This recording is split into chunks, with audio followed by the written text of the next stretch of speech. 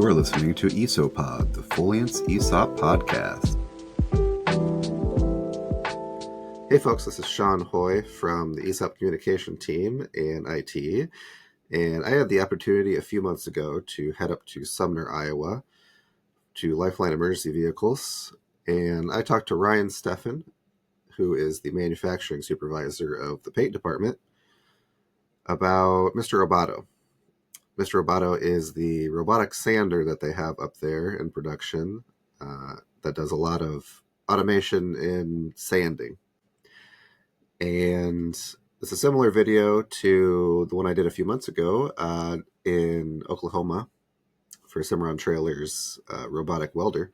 So I'm going to have a shot of the sander actually in operation, doing its thing. And then we're going to have an interview with Ryan talking and explaining a lot better than I could about what the robot actually does and how it works and some of the benefits that they see of having this technology in place. So enjoy. Okay, so why don't you start, just introduce yourself, who you are, how long you've been here, kind of what your role is. Okay. So I'm Ryan Steffan. I've been here at Lifeline for 26 years. I started in '99. My role at Lifeline is the Manufacturing Supervisor of the paint department. Okay. Have you been in paint the whole time you've been here? Yes, I have been here the whole time.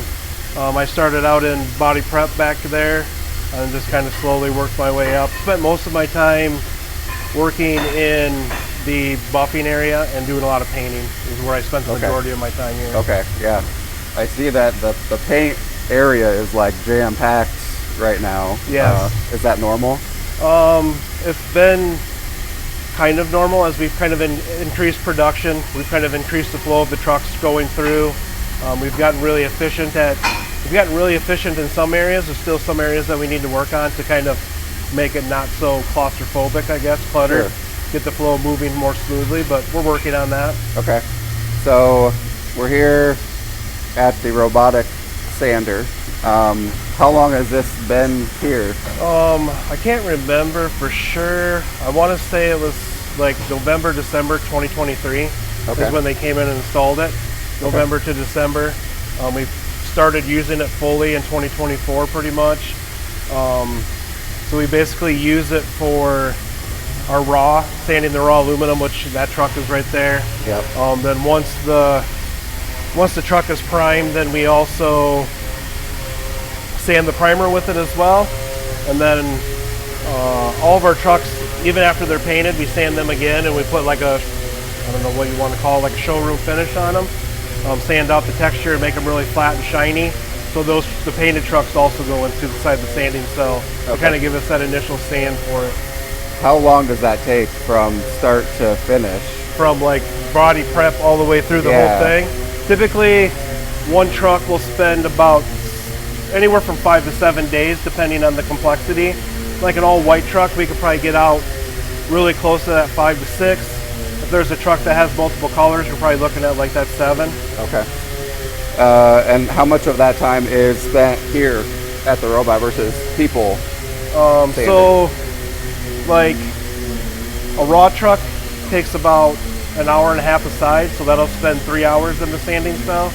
Primer truck is about 2 hours in the sanding cell, and then a painted truck is about 4 hours in the sanding cell. So all of the actual, like the truck bodies are just always here getting sanded? Yep. Okay, awesome. You said so Gray Matter Robotics is the company that installed it. Were you involved in the actual like install? And so we didn't have to do anything with the install. Yeah. The only thing that we did was we just had to identify a space that was big enough for it. Yeah. Make sure that the concrete was sturdy enough for the machine to be on, because that rail robot is quite heavy. Yeah. They did everything as far as getting it all installed, setting up the light curtains. The only other involvement that we had was we did work with them really closely at setting up the recipes. So like the recipe is just basically how many passes, the pressure, what grits of sandpaper, how many times that's going to go over basically for each step of the process. Is that, so you have different recipes for different trucks? Yep. Okay. So like a raw truck, it'll go over it with 80 grit first, just like one pass with 80 grit. Then it comes back, and then it does another pass with 180. So then once it's primed, it does a 180 pass, and then it does a 320 pass, and then the painted ones do a 1500 pass, and then a 2000 pass. Okay. So let's kind of go over just in general, like, how does this thing work? Like, okay. What does it do? Okay. So how it works is, so we place the body in the sanding cell, the area that's defined with the light curtains. Do you want to walk and show me around? Yeah, so we have the truck that we placed it in here, and then to make sure that we have it in the same spot every time, we have these 3 posts. Okay.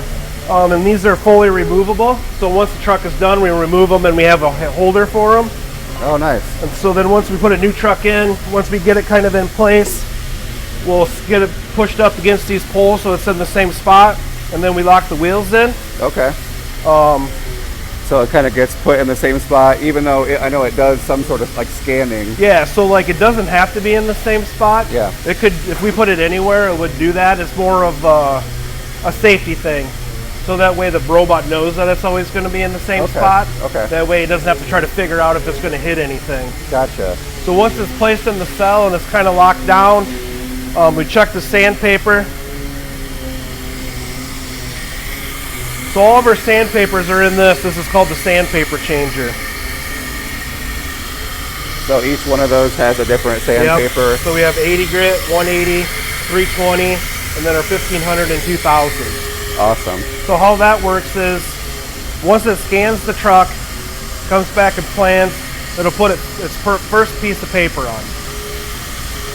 And then it'll go start sanding the truck, and that's all based on time. The sandpaper, based on testing, we set like a certain time that we wanted to sand with it. Okay. So we set like an initial time, and then we just kept checking the sandpaper after that. And then once we thought that there was some of the sandpaper that we thought we could use more, so then we just did some more tests and just kept reusing the paper till we thought one piece till we thought it was wore out. Yeah. Kept track of how many times we used it. Then we just had to call Gray Matter, and then they just changed the recipe for us appropriately to what we thought we could use for use the sandpaper longer, basically. Okay. So they'll come back. Right here is the camera. It takes a picture of it, so it knows what a used piece of paper looks like, and it knows what a new piece of paper looks like. It'll come here, remove it. It knows what it looks like without the sandpaper on. Then it'll come back. This pops up, and it'll put a new piece on, and then this automatically goes back. Awesome. So it's constantly checking to see, like, this is what a used one looks like, and then it knows, so like, oh yeah, this one's used up. So what Gray Matter did is, what they do is, when they set the stuff up, they just take like thousands of pictures of sandpaper to get it all kind of set up before they institute the system into the thing, so it knows what new and used looks like. Cool. Okay. Let's see. So it runs its recipe. Yep. And then you guys have to move it every once in a while. Yep. So you just kind of reposition the truck? Yeah, so basically what we have to do, because it only does one half of the truck at a time, so we'll pull those yellow things up again, spin it around, get it ready for the other side, lock it back in place, and then every recipe is just based on the length of the truck. Okay. So typically all of our trucks are either 167 or 171. So the recipes are all based on like the length of the truck and the material that we're sanding. So right now, and it always lets you know like what you just got done. So this one's a 167 raw. Okay. So basically what we would do is this pretty simple. So you just push reset to reset it. Are you going to be okay with me turning the lights off? Yeah, whatever you want to do. So when it scans, it needs the lights turned off to reduce any reflectivity so that it doesn't mess up what the camera is seeing. Okay. So all it is just a 3D camera on the end of it. And you can kind of see, so that's what it looked like after it scanned that truck. So it basically puts a 3D model of the half of that truck up. and then it'll show like the toolpath plan once it's all done scanning. Okay. So then basically all you have to do is you select scan and sand. It's going to come up and ask you what material you want to sand. We're doing a raw truck again. We're doing the 167. We'll confirm that. It'll just kind of like make sure that this is really what you want to sand. Yeah. Make sure the lights are turned off. Make sure that it's locked in place. Make sure that there isn't anybody inside the zone. Yeah. And then once that's done, it just starts scanning. Okay. How long does that process take? Depending on the size of the truck, anywhere from like 5 to 10 minutes. So Okay. it's just using that 3D scanner. It'll just go up and down the whole truck and kind of just basically create that 3D scan of that truck. Cool. Then it comes back. It'll come back here and it'll just kind of sit. And while it's sitting here, it's planning the process. All it's doing is planning the toolpath, basically. And it'll just kind of keep doing that. And if it runs into any errors, it stops, starts all over, and it's all just done within the software. We don't have to do anything with it. Okay. So you mentioned light curtains at one point, and talking about safety. You can see them here. Do you want to talk about what that does? And Yeah. So like, there's a light curtain here, and then there's a light curtain on the side, and then since we have like an overhead door you can open in the front of there, there's a light curtain there. So if anything were to trip across that light curtain, it automatically stops the robot from doing anything. Okay. And then you have to, in order to start it again, you have to physically, it'll come in this in the status bar here, it'll say somebody tripped the light curtain. Yeah. You have to physically restart it with a person here. Gotcha. That's the only way it'll start up again. So I know you normally have like caution tape up around it just to kind of, because we show. have a lot of tours going through here. Yeah. And we just don't want to, like we're trying to keep the process going. It's more for, because we're not worried about anybody getting hurt. We're just more worried about those tripping the light curtains and stopping the process. Sure. Yeah.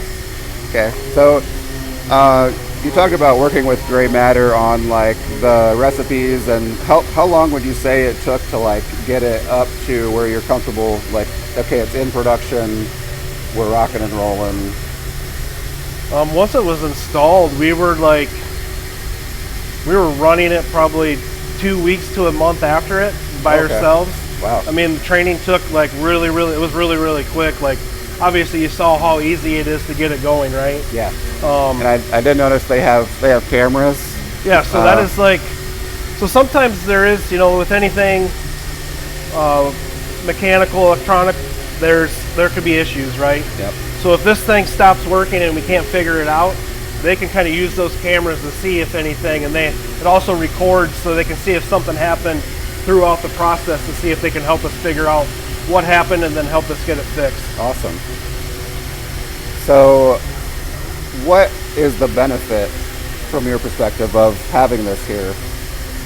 So a lot of it is just safety, repetitive motion type stuff. Like, Okay.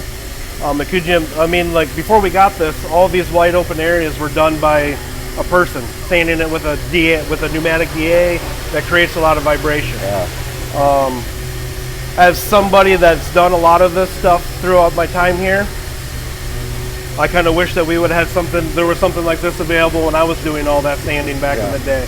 I mean, we still have to do some sanding, but it does take a lot of like the big stuff away from us. Okay. I know it's also helped with staffing. Like, are you able to kind of move people around? Yeah, it helped us to be able to move some people in some different areas to kind of fill some gaps. Yeah. Manual, like production labor and dusty, a lot of standing, a lot of kneeling. There's not a lot of people that want to do those kind of jobs anymore. Sure. Yeah. So kind of helps fill some of those gaps of some of those jobs that people don't want to do. It helps kind of speed up the process a little bit as well, because we're not having to spend all the time of sanding those areas.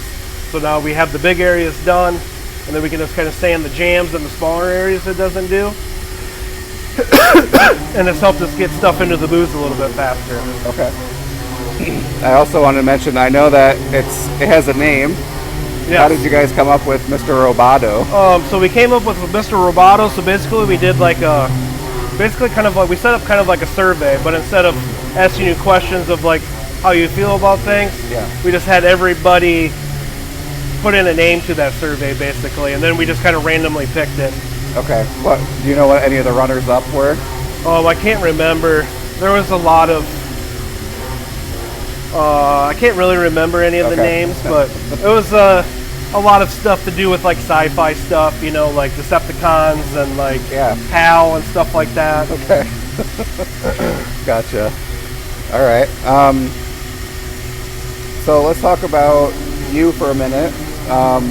Outside of work, what do you like to do? So I golf. Okay. Spend a lot of times with I have 4 kids. 3 of those kids are out of school now, but I do have a younger son that I still kind of follow him around to his activities he does, baseball and stuff like that. I enjoy working on cars and stuff like that on the outside of work. Collect baseball cards. Okay. But yeah, that's pretty much what I do outside of Lifeline. Cool. Are you from the area? Yes. Went to school here in Sumner. I've always lived in Sumner. Still live in town here. I have like a 5-minute drive here every day. Awesome. Okay. All right. Well, thank you very much for taking the time to talk to me and explain to everybody what the robot does. I think it was very good. Thank you for coming and learning what we do here. Great.